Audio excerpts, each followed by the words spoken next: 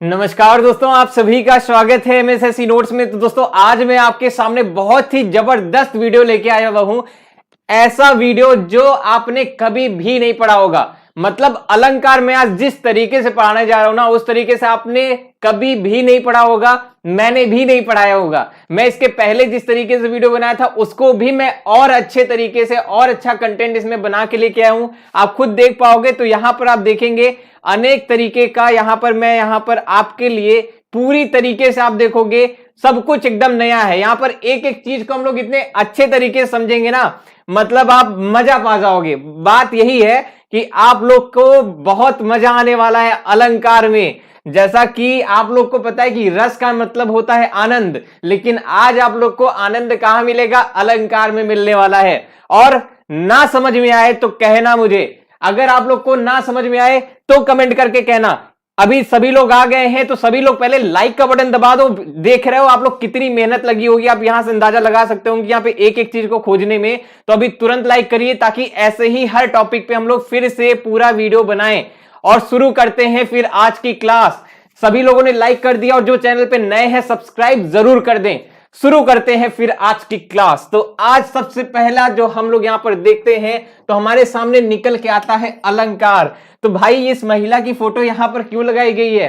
केवल ऐसे नॉर्मल देखने के लिए नहीं लगाई गई है, यहां पर इसकी खूबसूरती बताने के लिए नहीं बताई गई है। यहां पर बताया गया है कि यहां पर इसने क्या पहना है, इसने गहने पहने हुए हैं। ठीक है, तो ये जो गहने हैं इसको हम लोग कहते हैं क्या? आभूषण। ये आभूषण क्या होता है? किसी भी मनुष्य की शोभा बढ़ाने के लिए आभूषण का प्रयोग होता है, नहीं होता है? क्या होता है? आभूषण। यहां पर देखेंगे, यहां पर किसी की भी शोभा बढ़ाने के लिए हम लोग आभूषण का प्रयोग करते हैं। देखिए वैसे ही खूबसूरत है, इसके ऊपर क्या हुआ, इसने आभूषण पहन लिया तो और ज्यादा खूबसूरत लग रही है ना? तो उसी तरीके से जो हमारा काव्य है उसकी शोभा बढ़ाने वाले को हम लोग क्या कहते हैं? उसकी शोभा बढ़ाने वाले को हम लोग कहते हैं अलंकार। ठीक है, अलंकार का मतलब क्या होता है? आभूषण। अलंकार का अर्थ क्या होता है दोस्तों? आभूषण। यानी किसी भी काव्य या साहित्य की शोभा बढ़ाने वाले को हम लोग क्या कहते हैं? आभूषण कहते हैं। वैसे काव्य भी होगा।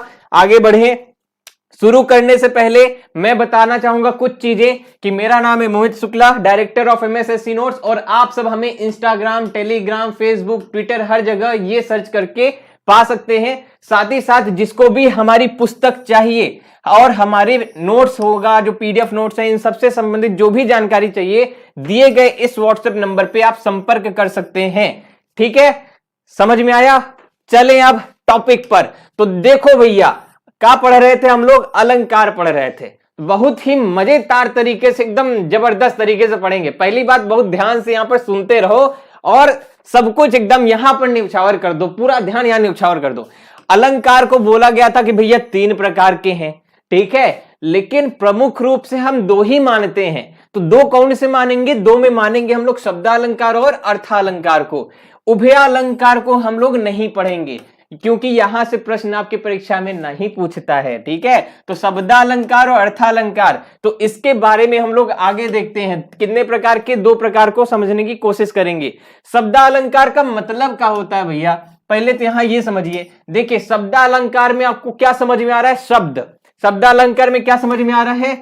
शब्द समझ में आ रहा है। तो शब्द का मतलब क्या है? कि जहां पर शब्दों के आधार पर हम अलंकार को जानने की कोशिश करें। कैसा? जहां पर शब्दों के आधार पर हम अलंकार को जानने की कोशिश करें, वहां पर क्या हो जाएगा? शब्दालंकार हो जाएगा। शब्दालंकार कितने प्रकार से होते हैं? तो यहां पर बोला जाता है कि जो हमारे शब्दालंकार है उसको 7 प्रकार से माना जाता है, लेकिन प्रमुख हमारे हैं 3: अनुप्रास, यमक और श्लेष। पढ़ाई होगा आप लोगों ने। अनुप्रास, यमक और श्लेष। कितने प्रकार के शब्दालंकार? बोलो जल्दी से, मुझे सुनाई देना चाहिए। बोलो जल्दी से। अलंकार कितने प्रकार के? 3। कौन कौन से? अनुप्रास, यमक, श्लेष। चलो आगे समझते हैं। अब यहां पर सबसे पहले समझेंगे अनुप्रास अलंकार। तो ये क्या दिख रहे हैं आपको? इस इमेज से आप लोग कौन सा गाने का अंदाजा लगा सकते हो? सोचो सोचो सोचो भैया, इससे आप क्या अंदाजा लगा सकते हो? दिलेर मेहंदी जी क्या कहते हैं? क्या बोलने को कहते हैं? बोलो भाई, सभी लोग बोलो। क्या बोलेंगे? बोलेंगे तारा रारा। सब लोग बोलो, बोलो तारा रारा। तो तारा बोलते तारा रा रा रा, इस तरीके से, है ना। तो ये जो तारा रा रा रा, तो यहां पर रा वर्ण की आवृत्ति, यहां पे जो र वर्ण है इसकी आवृत्ति यहां पर एक से अधिक बार हो रही कि नहीं हो रही है, बोलो ध्यान से। ये क्या बोलते हैं, बोलो तारा रा रा। तो तारा रा रा बोलते हैं तो उसमें र वर्ण की आवृत्ति एक से अधिक बार हुई, इसका मतलब वहां पे अनुप्रास अलंकार। तो क्या समझ में आया परिभाषा हम लोग को, तो हमें परिभाषा ये समझ में आई कि जिस काव्य में किसी एक वर्ण की आवृत्ति एक से अधिक बार हो, आवृत्ति का मतलब होता है कि रिपीटेशन, कितनी बार आया है, ठीक है, कितने पीरियड में आया है। तो यहां पर किसी वर्ण की आवृत्ति जब एक से ज्यादा हो, कई बार हो, तो वहां पे कौन सा हो जाएगा, अनुप्रास अलंकार हो जाएगा, बोलो तारारारा। चलो आगे, यहां पर एक वर्ण की आवृत्ति, यहां पर मैंने डेफिनेशन लिख दी। एक उदाहरण देखो, जो लोग देखो तारारारा तो हमारा तो है ही, समझने के लिए मैंने बता दिया। एग्जाम में किस तरीके से एग्जाम्पल आएंगे वो भी समझ लेते हैं। मैंने दोनों तरीका रखा है, एग्जाम पॉइंट ऑफ व्यू से और समझने पॉइंट ऑफ व्यू से, मतलब इतने मजेदार तरीके से समझेंगे ना कि एग्जाम वाला बड़े आराम से समझ में आएगा। देखो यहां पर क्या है, चारु चंद की चंचल किरणें खेल रही है जल थल में। यहां पर देखिए च वर्ग की, यहां पे च दिख रहा है, बार बार रिपीट कर रहा है, इस वजह से यहां पर अनुप्रास अलंकार। तरन तंजा तटतमाल तरवर बहुछाए, त वर बार बार क्या हो रहा है, रिपीट हो रहा है। अब देखो भैया, चलो अनुप्रास तो समझ गए, लेकिन अनुप्रास के अंदर भी 5 तरीके के भेद होते हैं, ठीक है। अनुप्रास के अंदर भी 5 तरीके के भेद होते हैं जो परीक्षा में आते हैं। वे क्या होते हैं, उनको समझना बड़ा कठिन होता है, समझ ही में नहीं आता कि है क्या।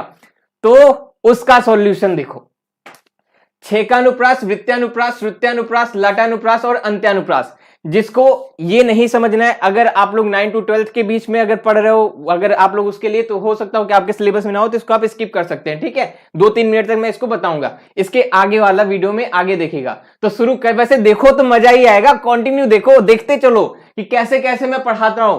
छेकानुप्रास का मतलब क्या है, देखो भैया, छेका अनुप्रास, तो छेक अनुप्रास की बात कर रहा है, तुमसे मिलना बातें करना अच्छा लगता है, बड़ा अच्छा लगता है, ठीक है। तुमसे मिलना बातें करना बड़ा अच्छा लगता है।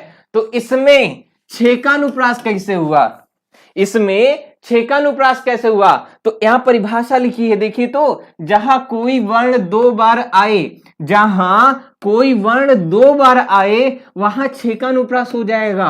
जैसे तुमसे मिलना में ना दिखा, बातें करना, तो तुमसे मिलना बातें करना बड़ा अच्छा लगता है, तो इसमें ना देखिए, ना 2 बार आया है, इसलिए यहां पर क्या हो गया, छेकानुप्रास हो गया। बोलो सही है, समझ में आया। जहां पर वर्ण 2 बार आए केवल, तो वहां पर छेकानुप्रास। अगर एग्जाम पॉइंट ऑफ व्यू से उदाहरण देखेंगे, मैं हमेशा कहूं ये हमारा समझाने के लिए है, इसको एग्जाम में लिख के मत चले आना, ठीक है। ये मैंने समझाने के लिए रखा है। दूसरी बात, एग्जाम के लिए मैं हर एक का एक उदाहरण आप लोग के लिए दे रहा हूं। जैसे कहत कत परदेसी की बात, वरदंत की पंगति कुंद कली। तो यहां पर देखिए, यहां पर कहत, यहां पर कत, तो यहां पर त दिखा, यहां पर त दिखा, 2 बार आया, कहत कत परदेसी की बात, हमें क्या मिला, 2 बार मिला, क्या हो गया, छेकानुप्रास। वृत्तानुप्रास देखो, अरे ठंडे ठंडे पानी से नहाना चाहिए, ये वो काम है जो ये बच्चा इतनी बहादुरी से कर रहा है। आज के ठंडी के समय में अच्छों की हालत खराब हो जाती है, जो ये बच्चा इस समय कर रहा है, कितने शानदार तरीके से, स्माइल देखिए इसके चेहरे पे, है ना, कि ठंडे ठंडे पानी से नहाना चाहिए, और गाना आए या ना आए, गाना चाहिए, ठीक है, गाना आए या ना आए, गाना चाहिए। तो देखो भैया किस तरीके से यहां पर क्या हो गया, वृत्त्यानुप्रास का उदाहरण है। कैसे वृत्तानुप्रास बना, तो देखिए, जहां एक वर्ण अनेक बार आए और उसकी आवृत्ति या उसकी आवृत्ति वृत्तियों के अनुसार हो, वहां वृत्तानुप्रास होगा, ठीक है। क्या होगा, वृत्तानुप्रास, जहां पर अनेक बार आए। यहां कहां दिख रहा है, यहां पे कौन सी चीज है जो आपको रिपीट वाली दिख रही है, बोलो ध्यान से बोलो, देखो तो यहां पर क्या दिख रहा है, पानी, न न न न न, तो ठंडे ठंडे पानी से नहाना चाहिए, गाना आए ना, यहां पे ना, फिर यहां पे ना, तो यहां पर न वर्ण की आवृत्ति कई बार हुई, इसलिए यहां पर वृत्तानुप्रास। चरण चोट चटकन चकोट अरि उपसिर वज्जत, विकट कटक विद्रुत वीर वारिद जिम गज्जत। तो यहां पर देखिए दिख रहा है कि नहीं रिपीट वाला, बोलो जल्दी से, च च च च रिपीट दिख रहा है कि नहीं दिख रहा है? बहुत सुंदर। आ जाओ यहां पर देखिएगा, तन मन धन सब है तेरा। यहां पर ये है कि तन मन धन सब है तेरा। यहां पर ये क्या है? ये किसका है? ये है श्रुत्यानुप्रास का। ये किसका है? ये श्रुत्यानुप्रास का। वहां पर क्या होता है, जब किसी एक ही वर्ग के वर्णों का उच्चारण कई बार हो, जब किसी एक ही वर्ग के वर्णों का उच्चारण कई बार हो। ये वर्ग क्या होता है? वर्ग हमें नहीं समझ में आ रहा है तो सुनो ध्यान से। वर्ग का मतलब जैसे सपोज करो कि यहां पर क लिख दिया तो क वर्ग के अंतर्गत आते हैं क आते हैं, ख आते हैं, ग आते हैं, घ आता है और अंगा माने कुछ नहीं आता है। ये हो गया पूरा। उसी तरीके से यहां पर देखो, तन मन धन सब है तेरा, यहां पर है ना। तो यहां पर देखो, यहां पर क्या दिख रहा है? यहां पर त वर्ग देखिए, त वर्ग के अंतर्गत क्या आएगा भैया? त वर्ग के अंतर्गत आएगा त थ द ध न, त थ द ध न। तो यहां पर त दिखा, न दिखा, ध दिखा, न दिखा। एक ही वर्ग के हैं कि नहीं? बोलो भैया, एक ही वर्ग के हैं कि नहीं है? बहुत अच्छा। आ जाओ इसका उदाहरण भी देख ले तो ठीक है। तो ये हो गया हमारा श्रुत्यानुप्रास। अब यहां पर देखिए लटानुप्रास, इसका उदाहरण इसमें नहीं दिया गया है, कोई बात नहीं। लटानुप्रास का देखिए, लटानुप्रास क्या होता है? यहाँ पे लटानुप्रास, इसको समझिए। लटानुप्रास मतलब क्या होता है? जहां एक ही अर्थ वाले शब्द की आवृत्ति, एक ही अर्थ वाले शब्द की आवृत्ति एक से अधिक बार हो जाए, लेकिन समझने पर उसका अर्थ भिन्न प्रतीत हो, वहां लटानुप्रास होता है। देखिए यहां पे, पराधीन जो जन नहीं स्वर्ग नरकता हेतु, यहां पर देखिए कॉमा यहां पर लगा था। अब अगली लाइन में ही देख लीजिएगा, पराधीन जो जन नहीं स्वर्ग नरकता हेतु। ठीक है, यहां पर देखिए पराधीन जो जन नहीं स्वर्ग नरकता हेतु, और यहां पर क्या है? पराधीन जो जन नहीं, जो पराधीन के जन नहीं वे स्वर्ग नरकता हेतु। यहां पर समझे, ये चीज है। यहां पर है तो वही चीज, लेकिन दोनों में क्या हो गया? अंतर बताने के लिए सिर्फ एक कॉमा का प्रयोग हुआ है। अंत्यानुप्रास को जल्दी से समझेंगे, जहां काव्य के शब्दों के अंत में समान स्वर या व्यंजन दोनों में से कोई आए वहां अंत्यानुप्रास होता है। जैसे पवन तनय संकट हरण मंगल मूर्ति रूप राम लखन सीता सहित हृदय बसु सुरभूप। अच्छा, ऊपर वाला मुझे लगता है कुछ लोग कंफ्यूज होंगे तो उसको मैं एक बार फिर से बताऊं। जैसे आप ये समझो, जैसे मैंने आपसे कहा कि खाना खाए, ठीक है, या खाना खाया, ठीक है, तुमने खाना खाया। जैसे मैं एक सेंटेंस बताता हूं आप लोग को कि तुमने खाना खाया, तो इसको कोई ऐसे भी सुन सकता है कि अगर मैंने बोला कि तुमने खाना खाया तो आप ऐसे भी सुन सकते हो, क्या तुमने खाना खाया? मतलब मैं आपसे क्वेश्चन कर रहा हूं, शब्द वही है लेकिन अर्थ अलग हो गया। मैंने बोला तुमने खाना खाया, मतलब मैं उत्तर दे रहा हूं कि हाँ तुमने खाना खा लिया, और जैसे ही मैं बोला तुमने खाना खाया, मतलब मैं आपसे क्वेश्चन पूछ रहा हूं, तो वे अंतर होता है। अब समझ में आ गया कि नहीं आ गया? मुझे पता था कि आप लोग वहां कंफ्यूज हो रहे हैं, इस वजह से मैं बता दिया। और इसमें देखिएगा अंत्यानुप्रास मतलब अंत वाला, यहां पे भूप दिखा, यहां पे प दिखा, यहां पर समान है, इसलिए हमारा सीधे सीधे क्या हो गया? अंत्यानुप्रास। आ जाओ यमक पे चलते हैं। किस पर चलेंगे? देखो यहां पर यमक अलंकार कैसा होता है समझते हैं, कोशिश करते हैं और जानते हैं। देखो बहुत मजा आएगी, बता रहा हूं। एक बार बताओ, मजा आ रहा है नहीं आ रहा है? अभी बोर तो नहीं हो रहे हो ना? बस पढ़ते रहो, बिल्कुल बोर नहीं होगे। बस ध्यान से देखो, यमक अलंकार ये क्या है भैया? ये है हंसों का जोड़ा। ठीक है, जब हंस का जोड़ा, जोड़ा मतलब होता है दो, यमक का मतलब होता है युग्म कह सकते हैं।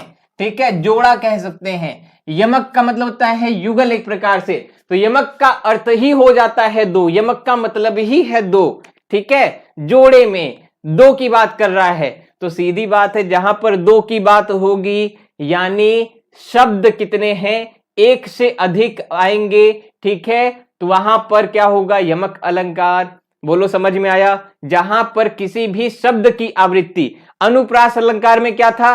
वर्ण था। वर्ण के बाद क्या बनता है? अगर वर्ण और वर्ण को जोड़ दिया जाए तो क्या बनेगा?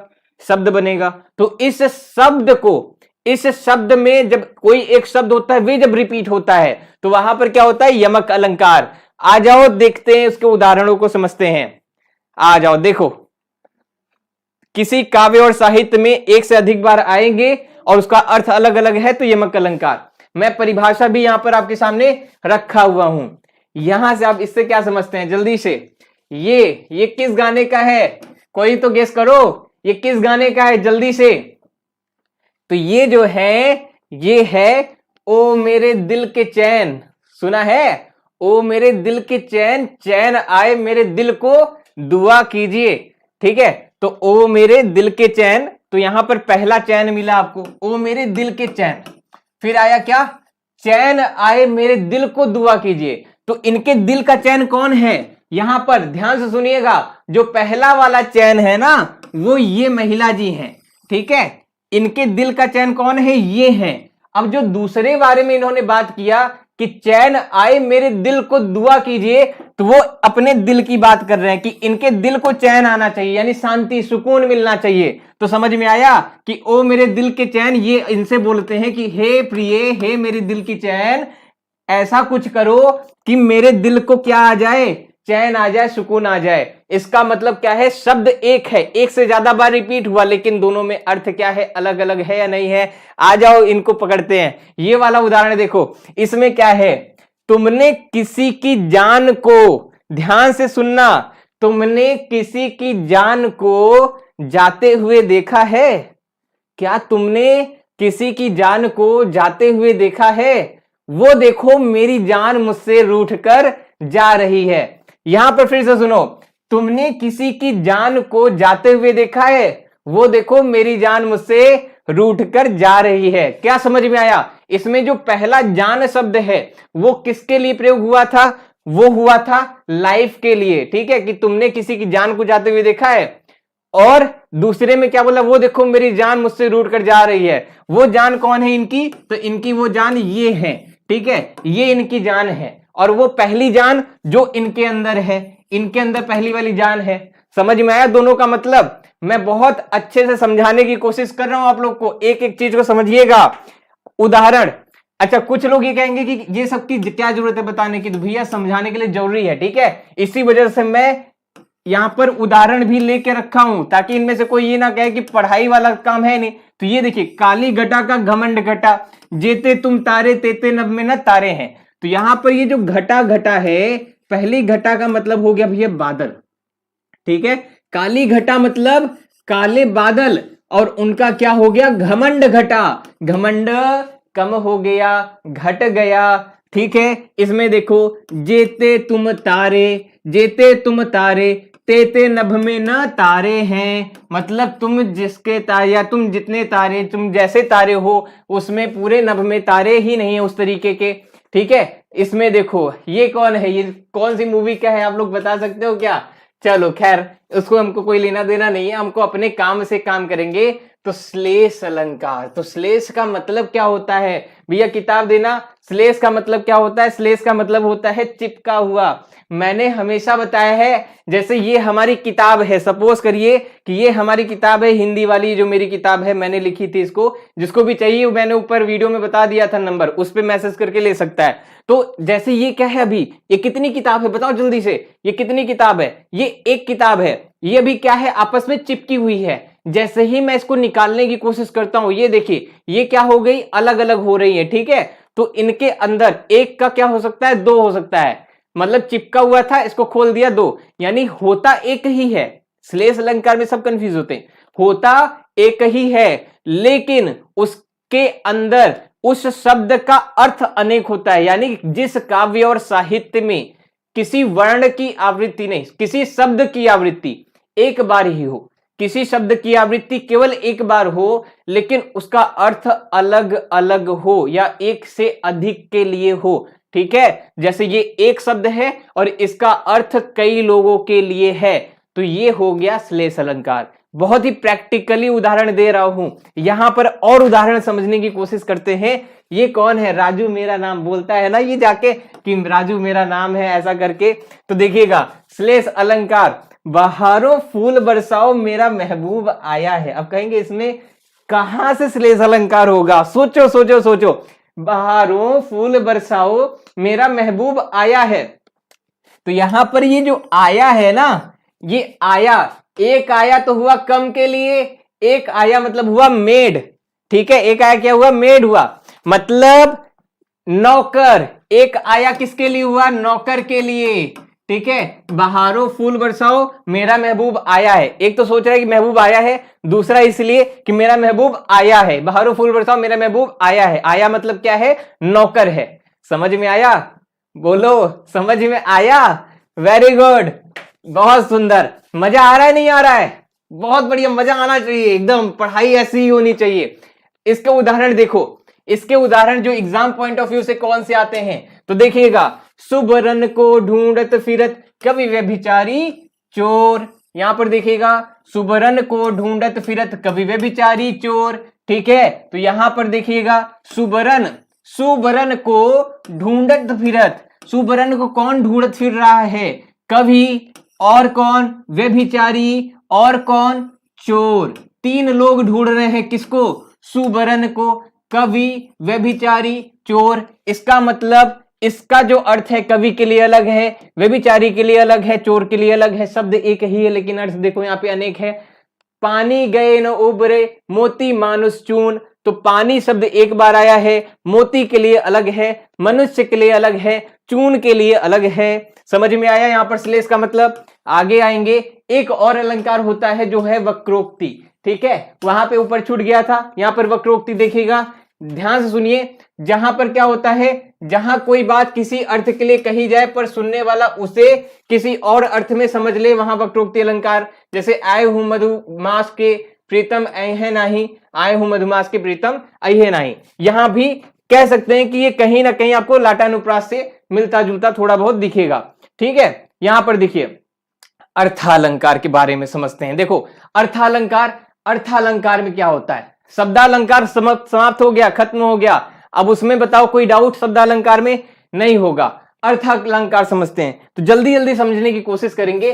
अर्थालंकार का मतलब होता है जहां पर अर्थ की बात हो, ठीक है, ऐसा जहां पर अर्थों में हम अलंकार को समझने की कोशिश करें, वहां पे क्या होगा, अर्थालंकार। इसके अंतर्गत हम काव्य अर्थ के आधार पर अलंकार का अध्ययन करते हैं। 7 प्रकार के मुख्य होते हैं, ठीक है, जिनमें से पहले 5 को हम लोग पढ़ना है। तो देखो सबसे पहले आएंगे उपमा अलंकार, इसको बहुत तेजी से खत्म करेंगे क्योंकि बहुत आसान है, एक एक लाइन में समझ में आ जाएगा, समझने की कोशिश करिए। उपमा अलंकार, उपमा का मतलब होता है, उप मतलब होता है समीप और माप मतलब होता है मापना। उप का मतलब होता है समीप यानी पास, और मा से मतलब निकलता है मापना, मापना तौलना, यानी किसी दो चीज को पास में रखा गया, उसका क्या किया, मापन तौलन किया गया, तो वहां पर कहेंगे उपमा। यहां पर देखो, ये चांद सा रोशन चेहरा, जुल्फों का रंग सुनहरा, ये झील सी नीली आंखें और कुछ राज है इनमें गहरा। तो ये झील सी नीली आंखें और चांद सा रोशन चेहरा, तो मेरा यहां पर मतलब ये था कि आप यहां से ये पकड़े कि चांद सा और झील सी, तो यहां पर सा और सी, तो किसी में भी अगर सा और सी दिख जाए तो वहां पर क्या करेंगे, वहां पर हम लोग मानेंगे क्या हो जाएगा, जहां पर सा और सी दिखे वहां पर हम लोग मान लेंगे कौन सा अलंकार होगा भाई, वहां पर होगा उपमा अलंकार। कुछ ज्यादा सोचना ही नहीं है, कहीं भी सा और सी जा, सीधे मारो उपमा पर। हरिपद कोमल कमल से, देखिए सा सी से सम, ठीक है, सा सी से सम, ये 4 शब्द, 4 शब्द कह लीजिए, वर्ण कह लीजिए, इसको आप याद कर लीजिए। यहां पर पड़ी थी बिजली सी विकराल, मुख बाल रवि सम, लाल होकर ज्वाला सा बोधित हुआ, तो यहां पर दिख रहा है। तो इस सब तरीके से आप लोग को पता होना चाहिए यहां पर क्या हो गया, उपमा अलंकार। रूपक अलंकार में आ जाते हैं।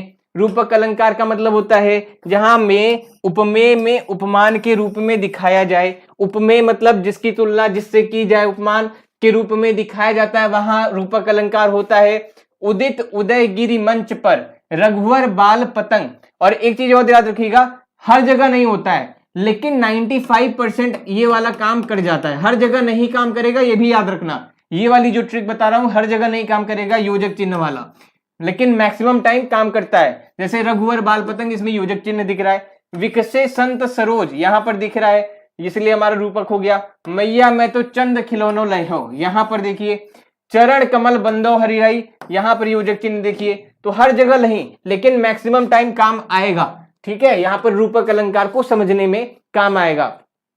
आगे देखिएगा, उत्प्रेक्षा अलंकार। इसको याद करने की सबसे सरल ट्रिक क्या है, आपको बस इतना यादना है, उत्प्रेक्षा में केवल इतना याद रखना है, कहीं भी मनु मन मानो मनहु या मनु मन मनहु मानो, जनु जान जनहु जानो, इस तरीके से या ऐसे याद रखिए, मनु मन मानो मनहु, जनु जन जानो जनहु।